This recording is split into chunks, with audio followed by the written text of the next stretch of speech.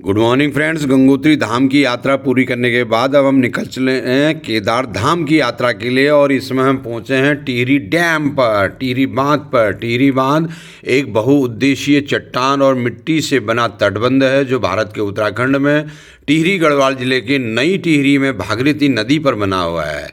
855 metre की ऊंचाई के साथ यह भारत का सबसे ऊंचा बांध है और दुनिया का 13वां सबसे ऊंचा बांध है। मैं अपने फैमिली मेंबर के साथ टिहरी बांध का सुंदर वातावरण का अवलोकन करने के लिए यहाँ पर रुका हूँ। यहाँ पर हमारी गाड़ी खड़ी है।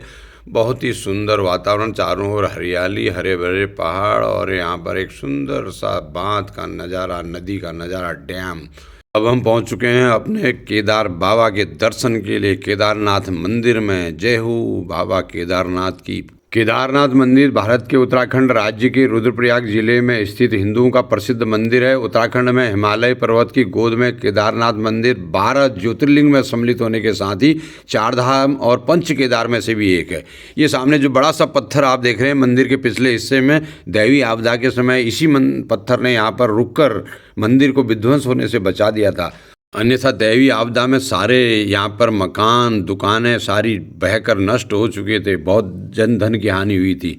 लेकिन इस विध्वंस के बावजूद भी भारत सरकार ने इस मंदिर के निर्माण में तत्परता दिखाई और उसके बाद इतनी बड़ी बड़ी बिल्डिंगें फिर यहाँ पर खड़ी हो गई।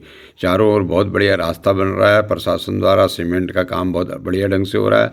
मंदिर के पीछे का यह दृश्य मैं आपको दिखा रहा हूँ जहाँ पर हमारी फोटोग्राफी चल रही है।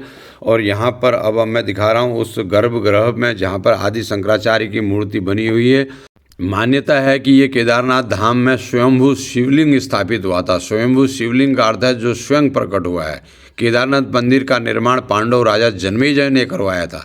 बाद में आदि गुरु शंकराचार्य ने इस मंदिर का जीर्णोद्धार करवाया और यहाँ पर इन्होंने समाधि ली थी और उनके समाधि स्थल पर आदि गुरु शंकराचार्य की मूर्ति का अनावरण हमारे देश के प्रधानमंत्री मोदी ने किया था। यह मंदिर एक ऊंचे चबूतरे पर बना हुआ है। मंदिर के मुख्य भाग, मंडप और गर्भगृह के चारों ओर परिक्रमा मार्ग भी है। मंदिर के बाहर परिसर में शिवजी के वाहन नंदी विराजित हैं। यहाँ शिवजी का पूजन प्राचीन समय से चली आ रही विधि से किया जाता है। सुबह सुबह शिवलिंग को स्नान कराया जाता है, घी का लेपन किया जाता है। इसके बाद धूप दीप आदि पूजन सामग्रियों के साथ भगवान की आरती की जाती है। शाम के समय भगवान का विशेष श्रृंगार किया जाता है। यह उत्तराखंड का सबसे विशाल शिव मंदिर है जो कटुआ पत्थरों के विशाल शिलाखंडों को जोड़कर बनाया गया है। ये शिलाखंड भूरे रंग के हैं। मंदिर लगभग 6 फुट ऊंचे चबूतरे पर बना है।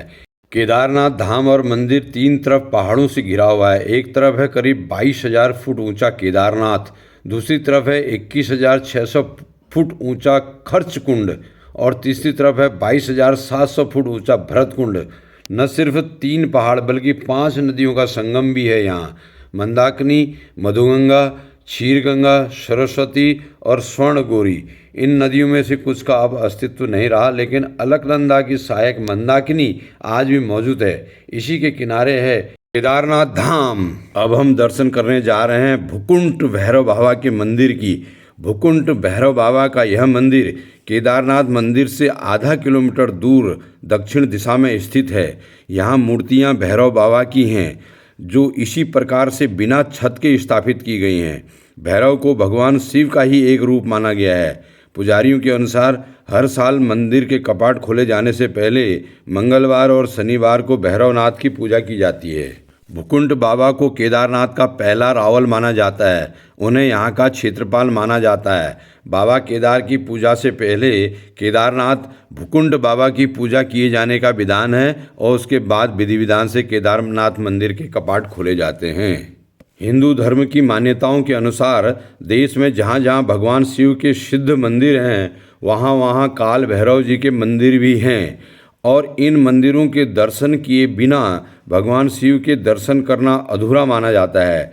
चाहे काशी के बाबा विश्वनाथ हो या उज्जैन के बाबा महाकाल, दोनों ही स्थानों पर काल भैरव के मंदिर हैं और भक्त भगवान शिव के दर्शन के बाद इन दोनों स्थानों पर भी जाकर सिर झुकाते हैं, तब उनकी तीर्थ यात्रा पूरी मानी जाती है।